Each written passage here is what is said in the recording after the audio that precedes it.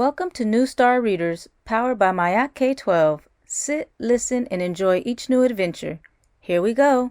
Luna, the Proud Princess, by Maat University, published by Nine Gates Publishing. A long time ago, there lived a wealthy and affluent king in a far-away kingdom.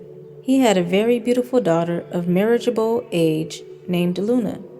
All the young men in the country wanted to marry her, but she refused all offers of marriage. Most of the rich old men asked for her hand in marriage, but she called them old and ugly. Luna was very proud and vain. In spite of repeated entreaties from her parents, she refused to marry any man from her land.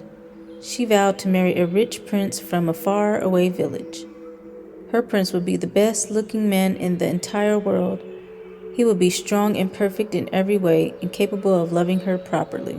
One day there was a commotion within the village. What could be happening? People inquired.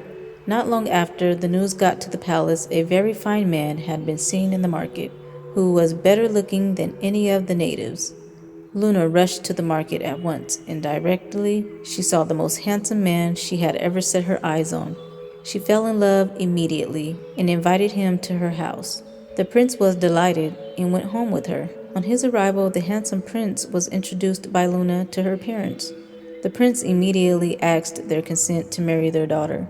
At first, they refused, as they did not wish her to marry a stranger, but at last they agreed. He lived with Luna for 2 days in her parents' house, and then said he wished to take his wife back to his country, which was far off. To this, the princess readily agreed, as he was such a fine man, but her parents tried to persuade her not to go. However, being very headstrong, she made up her mind to go, and they started off together. It was a sad day for the king and the queen. After walking for several days, Luna and her husband crossed the border between the spirit land and the human land. Immediately, they set foot in the spirit land. Strange things began to happen. First of all, one man came to the prince and demanded his legs, then another his head, and the next his body, and so on until in a few minutes the prince was left with nothing but a skull. The princess became terrified. She could not understand what had happened to her handsome prince. The prince then laughed at the princess and confessed that the princess was now seeing him in his natural state.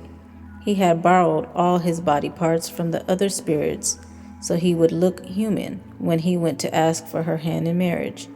In fact, his entire body consisted of only a human skull. The princess wanted to return home, but the skull would not allow this and ordered her to go with him. When they arrived at the skull's house, they found his mother, who was a very old woman, quite incapable of doing any work. She could only creep about. Luna tried her best to help her, and cooked her food and brought water and firewood for the old woman. The old creature was very grateful for these attentions, and soon became quite fond of Luna. One day the old woman felt very sorry for Luna and decided to help her. She promised to send her back to her country as soon as possible, providing that she promised that in the future she would obey her parents. Luna readily consented to do so. Then the old woman sent for the spider, who was a very clever hairdresser, and made him dress Luna's hair in the latest fashion. She also presented her with anklets and other things on account of her kindness. She then used her supernatural power to call the breeze to gently carry Luna to her father's kingdom. Soon afterwards, the breeze deposited Luna outside her home and left her there. When the king and the queen saw their daughter, they were very glad, as they had for some months given her up as lost. There was feasting and dancing throughout the kingdom for 8 days and nights. Afterwards, the king passed a law that parents should never allow their daughters to marry strangers who came from a faraway country. Then the prince from a neighboring village came to ask for Luna's hand in marriage, and she willingly consented and lived with him for many years and had many children. The end. Thank you for listening, and remember to subscribe to New Star Readers.